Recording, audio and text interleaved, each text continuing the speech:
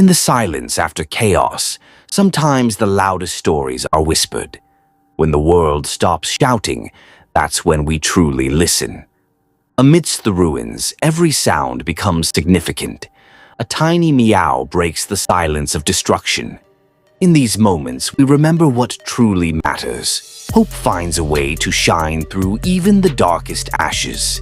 From destruction comes renewal, one small life at a time.